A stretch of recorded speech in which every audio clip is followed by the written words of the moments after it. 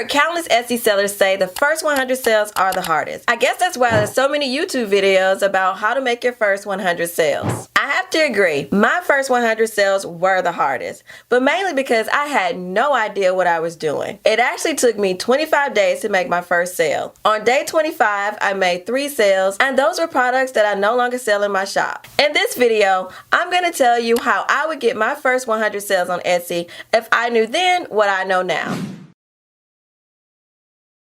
The first thing I would do is know my target audience. This was an epic fail for me. I started off selling a digital planner, then I went to stickers and cash envelopes, and then I decided to sell t-shirts. This is a step that everyone wants to skip, and they skip it because they instantly start by thinking of a product they want to sell. Then start thinking of a product that they would like to buy for themselves. When I ask people that I mentor, what will you sell in your Etsy shop? I usually get an answer like t-shirts. And then I say, t-shirts for who? And of course, I get a blank stare back. A better way to approach selling on Etsy is deciding who your target audience is and what products you want to sell to them. For example, your target audience could be people getting married, and you could decide to sell them customized items to help them remember their special day. This could include t-shirts, wine glasses, blankets, notebooks, tumbler. This gives you a wide range of products that you can sell to that audience. Or you can decide, I want to sell tumblers because that's what you know how to make. Then you can make tumblers for a lot of different audiences. In either scenario, you research what you want to sell and who you are selling to,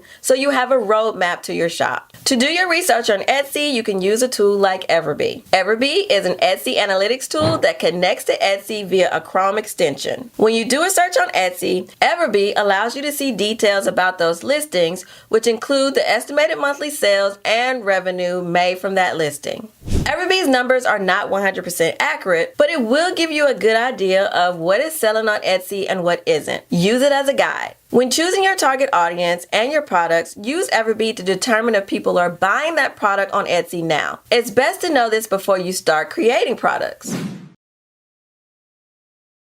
Creating a listing that sells is very important. So what is a listing that sells? I'm going to break it down in 2 parts. Your listings need to be optimized so that they can be found in Etsy search, and they need to be visually appealing. So let's talk about each of these parts of creating a listing that produces sales. You can optimize your listings so they can be found in Etsy search by adding keywords to your titles and your tags. Keywords are words that a person will use when they're searching for an item on Etsy. For example, if I go on Etsy to buy a custom neon sign for my new grandbaby that's on the way, I would go to the Etsy search bar and type in custom neon sign. If I'm an Etsy seller that sells neon signs, when I create my listing, I'm going to make sure the keywords custom neon sign are in my title and my tags. This lets the Etsy algorithm know what my listing is about and that I want it to be shown to anyone looking for a custom neon sign. You want to think of as many keywords that you can that someone could type in to find your item. I have a full video that dives deeper into Etsy SEO or how to optimize your listings. I'll leave that video linked in the description. You also want your listing to be visually appealing. Once you show up in Etsy search results, you want a listing photo that will make a buyer click on your listing to see more. You can take product photos yourself, or you can use mock-up photos that you can buy right on Etsy. I have a video where I show you how to create professional looking listing photos using mock-ups that I bought from Etsy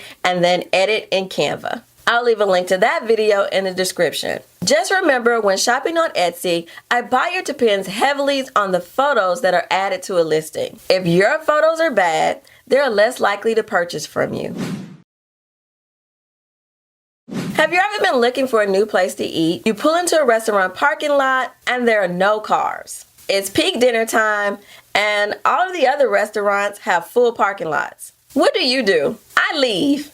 My first thought is everyone knows something bad about this restaurant that I don't know. So no one is eating here and I'm not going to eat here either. Now think about the opposite scenario. If there's a restaurant that you pass by and it always has a line out the door, that makes you want to try it. You want to know why everyone loves this restaurant enough to stand in line to eat there. Think of your Etsy shop the same way. If no one has purchased from you or you have a very low amount of sales, it's hard for a new buyer to trust your shop. Now, we can't get around having no sales when we're just getting started. Someone has to be the first. But we can make our shop look as professional as possible to give buyers the confidence to give our shop a try. Some ways that you can do this is by properly branding your shop and filling out all of your shop policies. This shows your buyers that you have a professional business and helps them answer questions about how you do business. You should also make sure you have enough listings in your shop to make it look full. If you go into a restaurant and they have only 2 menu items, how would that make you feel? Again, personally, I would leave because I wouldn't feel like the restaurant was open and ready for business. It takes about 20 listings to fill up the first page of your shop. This is a good number to start with, but depending on what you sell, I would try to make my shop look as full as possible. Especially if you have a print on demand or a digital shop. The amount of designs that you can make is limitless. So always add new designs to keep your shop fresh and enticing to new buyers. Like we touched on earlier, you should also have professional looking listing photos. Etsy gives you 10 spots for photos and you should use all of them if you can. Show your products from different angles and add all of the information that you want your buyers to know in your listing photos. It's been said that buyers don't really look at the description section on Etsy. They mostly scan through the listing photos. So be sure to include size charts, color options, or anything that will help your buyer answer questions that they might have about your product.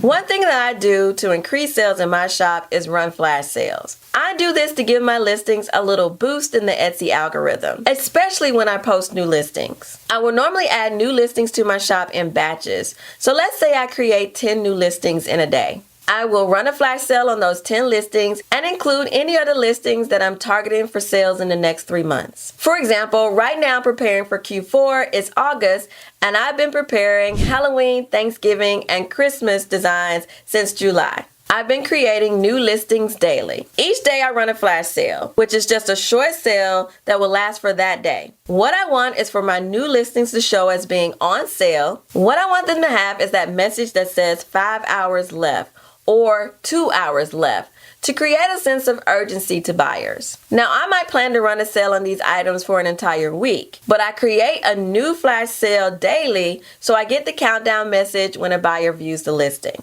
If you choose to use this strategy, make sure you account for it when you're pricing your products. One of the biggest mistakes I've made on Etsy is guessing on my prices. Now, I actually use a spreadsheet so I know exactly what my profit is on each item in my shop. I know what my profit is if I offer a 20% discount or if I offer free shipping. I also account for all of my Etsy fees in my spreadsheet. It's nothing worse than thinking you're making a profit because you're watching your revenue numbers and then finding out you're breaking even or even losing money. I always account for running a sale when I price my items because Etsy is notorious for having time periods where they want all of their sellers to run a sale. Right now, they're prepping us for Labor Day. I want to make sure I can still make a profit even if I run a sale, whether it be an Etsy group sale, my flash sale, or a Black Friday sale.